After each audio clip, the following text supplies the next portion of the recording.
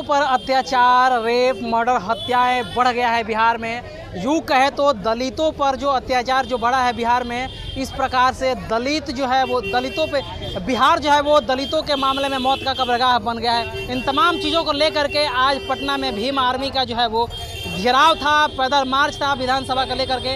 इन तमाम मुद्दों को लेकर के बहुत सारे लोग आए थे और हमारे साथ जो है वो सौरभ राज जो है जो भीम आर्मी के कार्यकर्ता है, काफ़ी अपने बात जो है वो मजबूती से रखने की कोशिश करते हैं। आंदोलन के मामले में ये जेल भी जा चुके हैं। स्वागत है सबसे पहले। बहुत बहुत धन्यवाद पत्रकार महोदय आपका, और आपका भी स्वागत है कि आप ऐसे मुद्दों को, जिस समय मीडिया जो है बिकी हुई है, वह ऐसे समांतवादियों के मुद्दों को दिखाकर काम कर रही है, जिससे जो है आम जनता ही नहीं देश भी प्रभावित हो रही है, देश का भी छवि खराब हो रहा है। उस बीच में आप जैसे ईमानदार साथियों को देखकर खुशी होती है। बहुत बहुत धन्यवाद आपका। मेरा सवाल ये है कि आप लोग इन मुद्दों को लेकर के सड़कों पर उतरे हैं, विधानसभा मार्च घेराव करने की कोशिश कर रहे हैं, लेकिन पुलिस आगे नहीं बढ़ने दे रही है। देखिए, ये केवल इस प्रदेश का ये नीति नहीं है। जब जब देश या प्रदेश में तानाशाहियत, हिटलरशाहियत अपने चरम सीमा पे होती है, तब तब आम आदमी के मांगों को, जायज़ मांगों को लेकर अगर हम ऐसे जगहों पे जाते हैं, यहाँ तो छोड़िए, आज हमें मजबूर बस सड़क पे आना पड़ रहा है। अगर हम किसी दफ्तरों में भी चले जाते हैं तो हमें धुतकार कर भगा दिया जाता है, क्योंकि हम उस समाज से आते हैं जिस समाज को इसी देश में सदियों से गुलाम बना कर रखा गया था। हम उस बहुजन समाज से आते हैं जिस समाज को आज भी जो है गालियों से संबोधित की जाती है। ये इन सब मुद्दों को लेकर हमारा जो संगठन है, हमारे मान सम्मान स्वाभिमान को बढ़ाने के लिए लगातार संघर्ष कर रही है। बहुजन महापुरुषों के विचारों को जन जन तक पहुंचाने के लिए हमें भी इस देश में उतना ही मान सम्मान स्वाभिमान से जीने की आज़ादी मिले जितना अन्य लोगों को दी जा रही है, समांतवादियों को दी जा रही है। हम भी इस देश में संविधान को पूर्ण रूप से लागू करवाना चाहते हैं, जहां समता, समानता, बंधुता, न्याय सभी के लिए बराबर हो। आप लोग विधानसभा मार्च घेराव करने की कोशिश कर रहे हैं, लेकिन पुलिस आगे नहीं बढ़ दे रही है, दरवाज़ा बंद कर लिया। तो क्या लग रहा है कि इस देश में जो आज़ाद देश है, आज़ाद देश में भी आप लोगों को गुलामी का एहसास करवाया जा रहा है प्रशासन और सरकार के द्वारा? बिल्कुल बिल्कुल करवाया जा रहा है। आप देखिए ना, हमारी क्या मांग है। हमारी मांग तो यही है कि हमें भी इस देश में आज़ादी से जीने की आज़ादी दी जाए। आज भी हमें जो है हाथ काट दिए जाते हैं। हमारे गया जिला की घटना, हमारे मांझी समाज के परिवार के दोनों हाथ केवल इसलिए काट दिया गया क्योंकि वो मना कर रहा था कि पंडित जी हमारे खेत ना जोता, यही बोलना था, उसका गुनाह हो गया, उसका दोनों हाथ काट दिया गया। इसी देश में मोछ रखने पे हत्या कर दी जाती है। इसी प्रदेश में हमारे भाइयों को पेड़ों से टांगा जाता है। इसी प्रदेश में हमारी बहनों के साथ दुर्व्यवहार किया जाता है, और जब उसके खिलाफ हम थाना पहुंचते हैं तो थाना के अधिकारियों के द्वारा हमारे परिजनों को गाली गलौज और धमकाया जाता है। तो इन मांगों को लेकर हम सरकार से मिलना चाहते हैं, और सरकार अपने हिटलरशाहियत में इतना मगन है कि उन मांगों को सुनने के लिए भी हमारे पास नहीं आती है, हमें अपने पास नहीं आने देती है। यहाँ तक कि हमारे पास जो है इस राजधानी में एक अधिकारी तक जो है संज्ञान लेने नहीं आते हैं। मजबूरी बस हमें 5 लोगों की कमेटी के गठन करके उन तक जो है प्रशासन के द्वारा ले जाया जाता है। पुलिस प्रशासन से जो भी पदाधिकारी है उन लोगों से वार्तालाप हुआ आप लोगों का? देखिए, अभी तो हमारी कमेटी के 5 कमेटी के लोग वहाँ पे गए हैं। क्या वार्तालाप होता है ये तो जानकारी हमें तभी मिलेगी, और हम तभी आपको प्रोवाइड कर पाएंगे जब वो लोग उससे हमारी बात होगी। सरकार कहती है कि हम अच्छा से काम कर रहे हैं, पुलिस प्रशासन कहती है कि हम काम कर रहे हैं, लेकिन यहाँ पर जो धरातल पर देखा जाता है तो कुछ अलग ही नज़ारा दिखता है। इन चीज़ों को लेकर के सरकार फेल होती हुई नज़र आ रही है।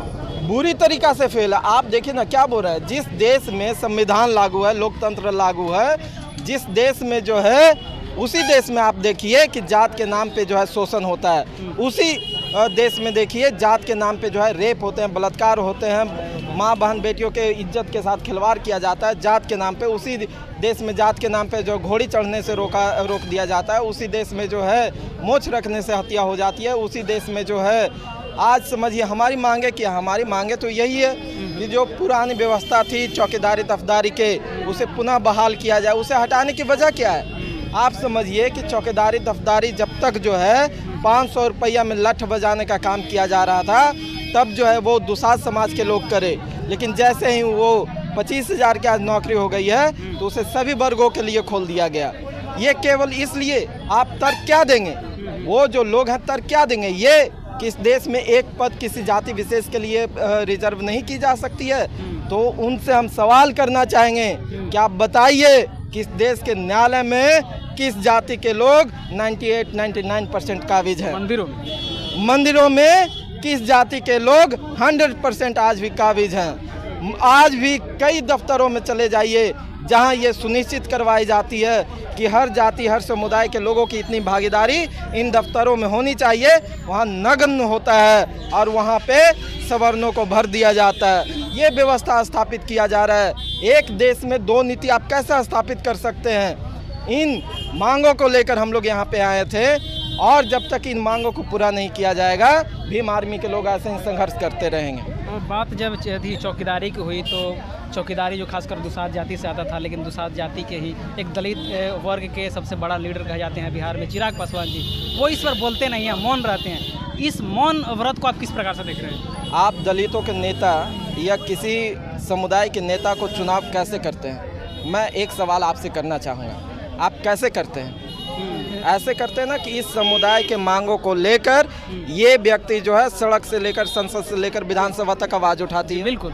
अब आपसे हम पूछते हैं कि चिराग पासवान दलितों के मांगों को लेकर कितनी बार संसद भवन में बोले, कितनी बार उन मुद्दों को लेकर वो सड़क पे आए हैं? नहीं आए हैं, एक भी नहीं आए हैं। तो आप कैसे उनको जो है दलितों के नेता डिक्लेयर कर रहे हैं? भाई सरकार उनको मानती है, इसलिए तो अपने अलायंस में लिया है। सरकार मानती है, सरकार इसलिए मानती है कि बाबा साहब के संविधान के द्वारा जो संविधान में रिजर्वेशन है और उस रिजर्वेशन पे ये सुनिश्चित करवाना होता है कि जिस समुदाय के जिस जाति के व्यक्तियों की आवाज़ वहाँ तक नहीं पहुँचती है, उन्हीं व्यक्तियों में से किसी को चुनकर, ईमानदार व्यक्तियों को, वैचारिक व्यक्तियों को चुनकर संसद भवन तक पहुँचाएं।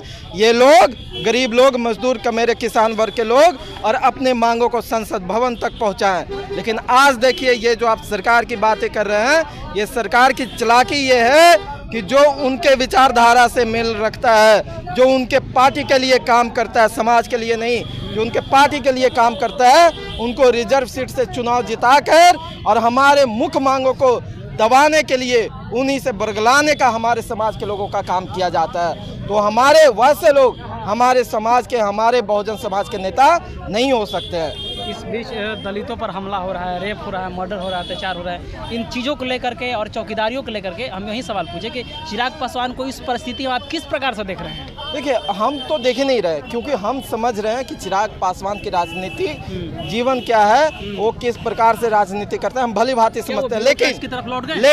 लेकिन आज भी जो उनको वोट करता है, उनको समर्थन करता है, वो पासवान समाज उनके तरफ आज जो है ललायत निगाहों से देखने का काम कर रहा है कि जब हमारे हक मारी की जा रही है तो चिराग भैया हो सकता है संसद भवन में एक बार मेरे लिए भी आवाज़ उठाएंगे, लेकिन वो आवाज़ नहीं उठाएंगे क्योंकि वो जो है इस समाज में जीवन यापन नहीं किए हैं। वो मानवर रामविलास पासवान नहीं हो सकते हैं, क्योंकि रामविलास पासवान जो है सड़क पे रह के, गांव में जा कर के, ग्रास रूट पर रह कर के लोगों के समस्याओं को देखे हैं, उसे जिए हैं। इसीलिए वो जो है हमारे समाज के नेता हो सकते हैं, लेकिन चिराग पासवान नहीं हो सकते हैं। चिराग पासवान सोने के चम्मच लेकर पैदा होने वाले व्यक्ति हैं। हमारे समस्या वो क्या जानेंगे, वो क्या जानेंगे कि हमारे साथ जातीय भेदभाव कैसे किया जाता है। अगर आज वो चाहे तो ब्राह्मण भी उनको अपना बेटी देने के लिए तैयार हो जाए, लेकिन वही ब्राह्मण हमारे साथ खड़े होने के लिए तैयार नहीं है। तो इन समस्याओं से वो अवगत कैसे होंगे? वो अवगत नहीं है, इसलिए वो हमारे नेता नहीं है। चलिए, बहुत बहुत धन्यवाद। तो ये